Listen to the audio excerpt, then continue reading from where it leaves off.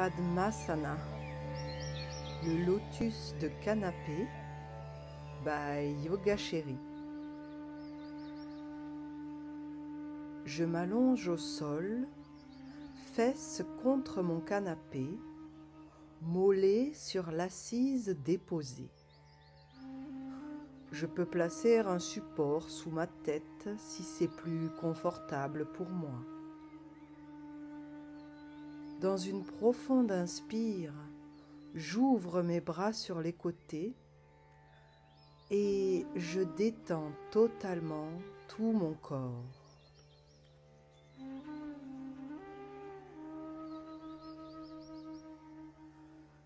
Mes jambes surélevées s'allègent et ramènent l'afflux sanguin dans mon cœur et ma tête qui se régénèrent. Ma respiration est de plus en plus lente et profonde. Je lâche prise. Issue des pratiques méditatives de l'Inde, la position du lotus est associée au mot sanskrit Padmasana, dont le Padma désigne principalement le nom de la fleur de lotus. On lui a attribué ce nom du fait que dans cette position lotus méditation, les jambes s'ouvrent comme les pétales d'une fleur.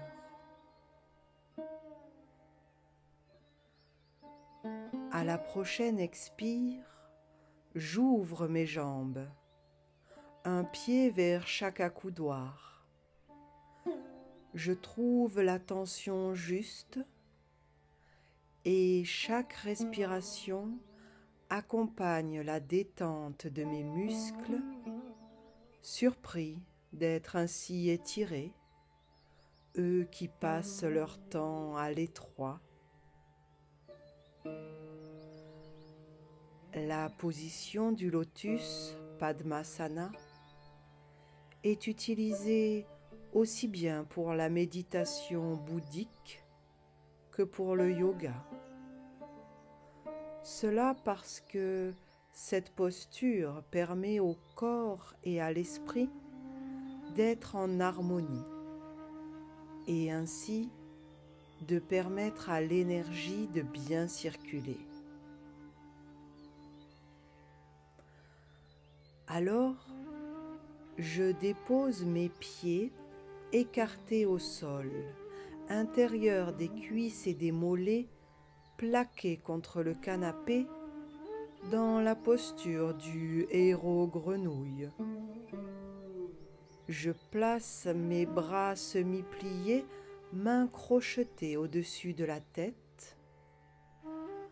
J'essaie d'écarter mes pieds du corps et je sens la sollicitation dans mes hanches, peu habituée à ce genre d'expérience. Pourtant, tout va bien.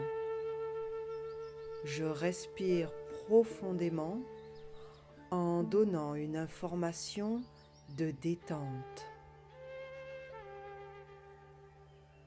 La pratique du lotus est traditionnellement connue pour calmer l'esprit.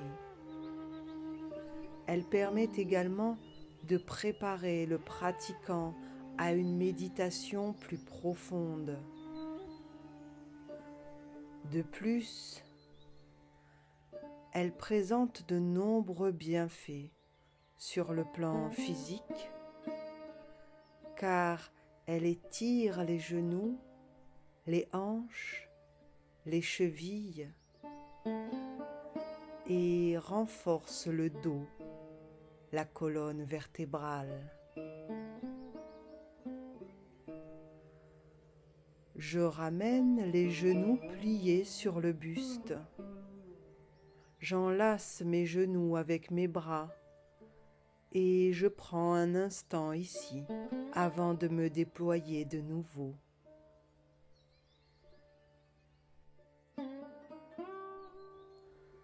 Je place alors mes jambes en papillon, plante des pieds l'une contre l'autre, contre le canapé.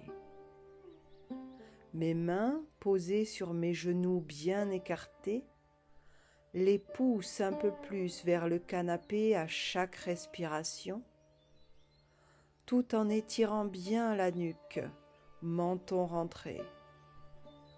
Tout mon dos s'étire. Je fais des respirations complètes. Inspire jusqu'à la dernière goutte d'air.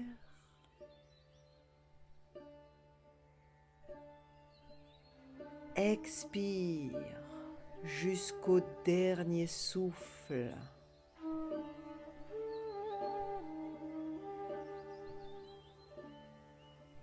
Selon le Hatha Yoga Pradipika, un manuel de yoga qui a été écrit au XIVe siècle, la position du lotus est même le destructeur de toutes les maladies. Les cultures anciennes prétendent également que cette posture éveille la Kundalini, l'énergie cosmique qui sommeille en nous.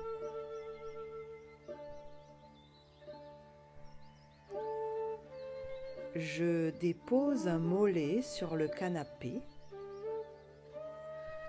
et j'amène la cheville de l'autre jambe en demi-lotus sur le haut de la cuisse opposée. Je plaque bien les lombaires au sol et le genou contre le canapé. Je respire ici.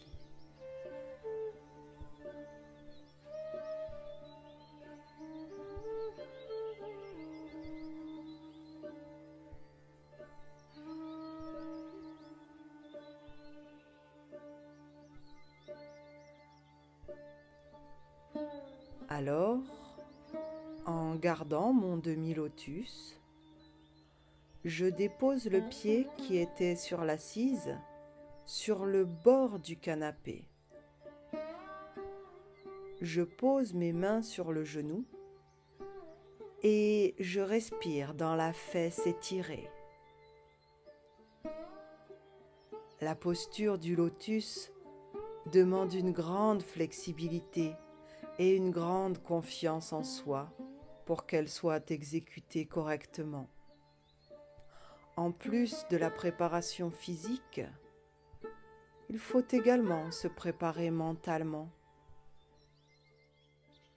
Je plaque alors la face externe du mollet contre le bord du canapé, main sur les cuisses.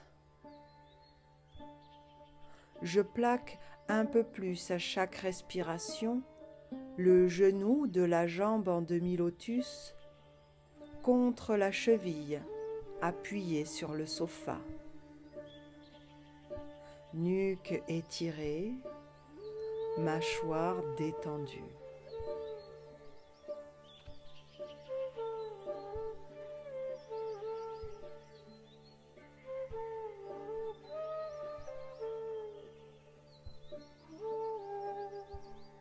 Si c'est possible pour moi,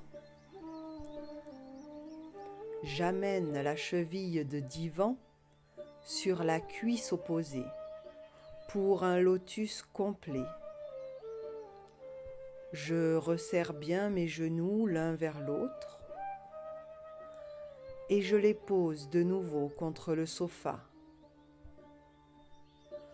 Je respire ici comme un Bouddha bienheureux. Paume des mains connectées à la plante de mes pieds. Je médite sur la sensation de contrainte, de douleur.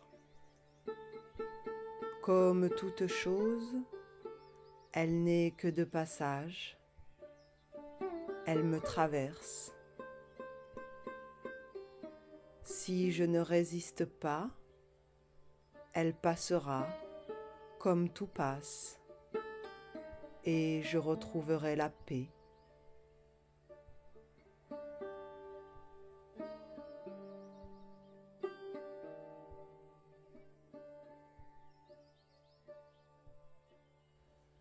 Je pose les mains sur les genoux et je les ramène vers le buste en laissant la gravité faire son travail de relâchement.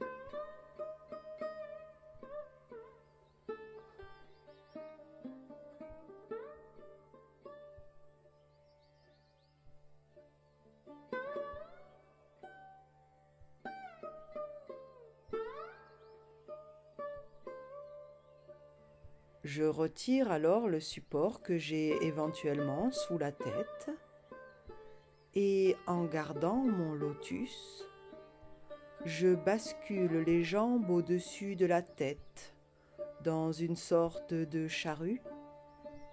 Je suis un lotus assis dans le ciel.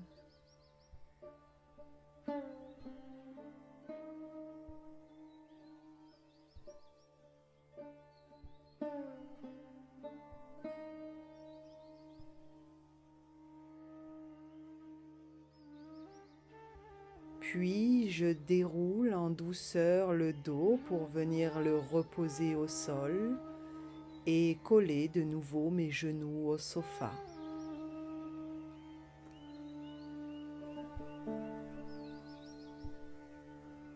Enfin, je décroise mon lotus avec douceur et précaution en m'aidant de mes mains pour poser de nouveau les mollets sur le divan. Je prends un temps ici pour être à l'écoute de mes sensations, parfaitement connecté au moment présent, ici et maintenant. Rien n'est plus important.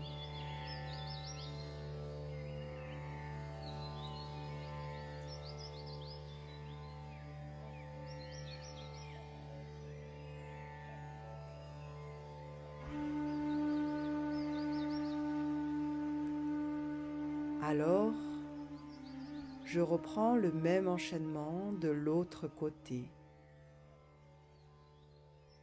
J'amène la cheville de l'autre jambe en demi-lotus sur le haut de la cuisse opposée.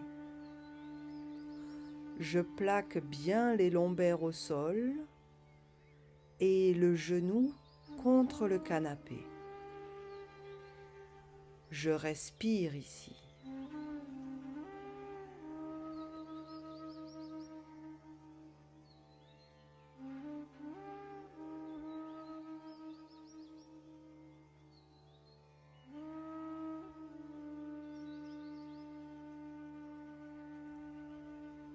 Alors, en gardant mon demi-lotus, je dépose le pied qui était sur l'assise sur le bord du canapé. Je pose mes mains sur le genou et je respire dans la fesse étirée.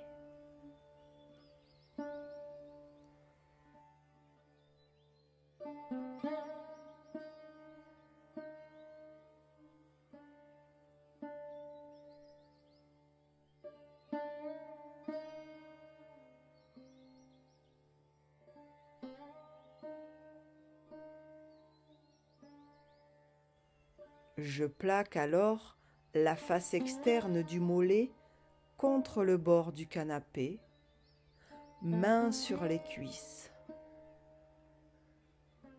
Je plaque un peu plus à chaque respiration le genou de la jambe en demi-lotus contre la cheville appuyée sur le sofa. Nuque étirée, mâchoire détendue.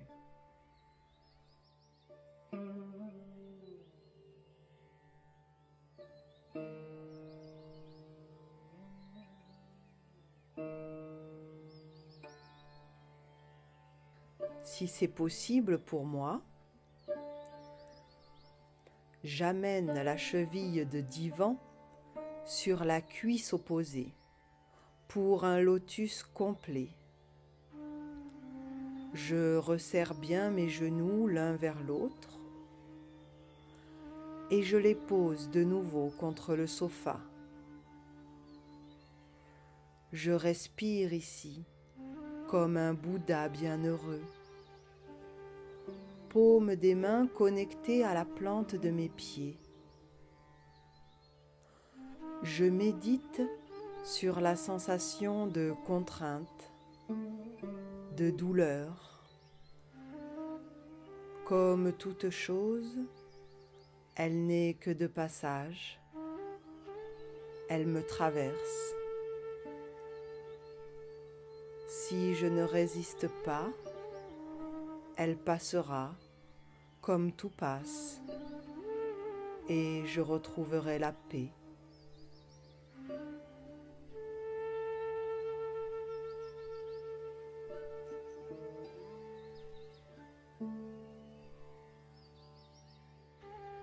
Je pose les mains sur les genoux et je les ramène vers le buste en laissant la gravité faire son travail de relâchement.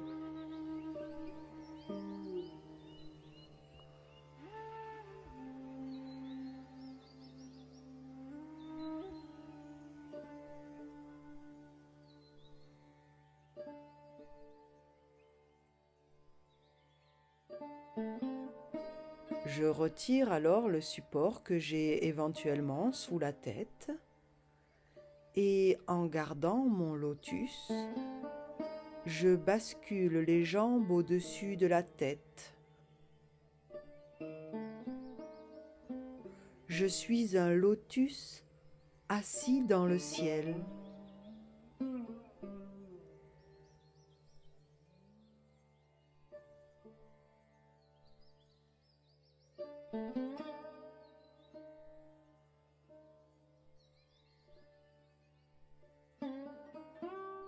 Puis je déroule en douceur le dos pour venir le reposer au sol et coller de nouveau mes genoux au sofa.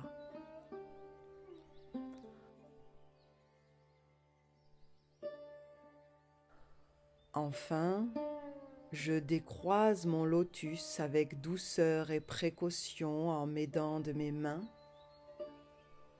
pour poser de nouveau les mollets sur le divan. Je prends un temps ici pour être à l'écoute de mes sensations, parfaitement connecté au moment présent, ici et maintenant. Rien n'est plus important.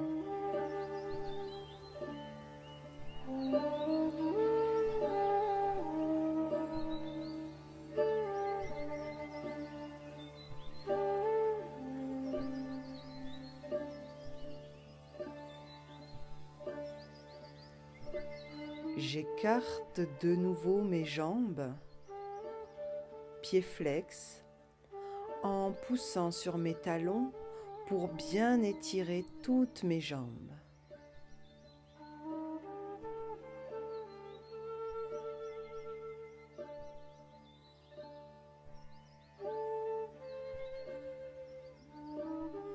Puis, je pose les pieds écartés sur le bord du canapé, en crapaud bienheureux.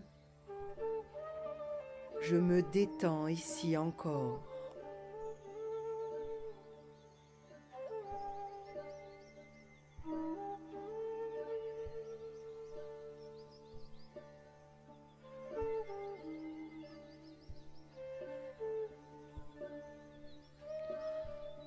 Enfin, je tends mes jambes vers le ciel, pieds flex, en posant mes mains sur la plante de mes pieds. Je pousse dans les bras et les jambes pour un dernier étirement.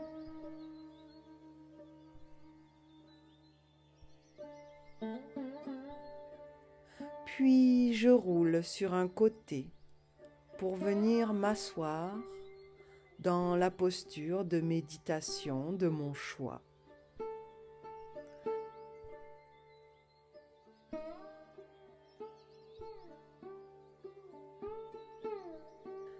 Satisfait de moi,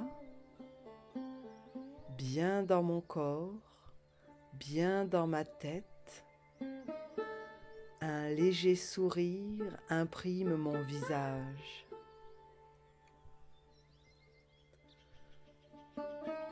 La position du lotus, malgré ses bienfaits, n'est pas accessible à tous. Elle nécessite un grand travail sur sa souplesse. Accepter de pratiquer cette position, c'est accepter de s'y soumettre. C'est-à-dire qu'il faut être patient et être prêt à y consacrer du temps et de l'énergie. Quand un méditant sait pratiquer convenablement la position du lotus, il a l'avantage de pouvoir rester en position assise sans effort et sans bouger pendant une longue période. Elle permet au méditant d'apprendre à éviter les tensions musculaires et l'agitation. Ainsi, Padmasana permet de relaxer le corps et l'esprit et donc de méditer. Les graines de lotus ne dorment que pour mieux pousser. Alors, l'âme se déploie comme un lotus aux pétales innombrables.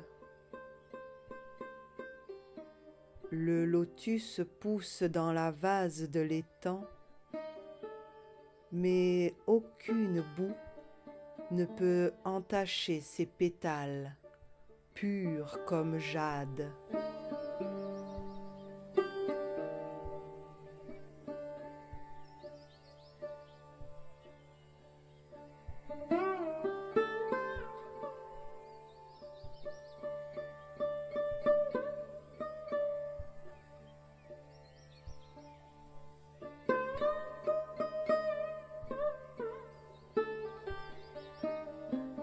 Merci Padma Yogi. Merci Yoga Chéri. Merci la vie.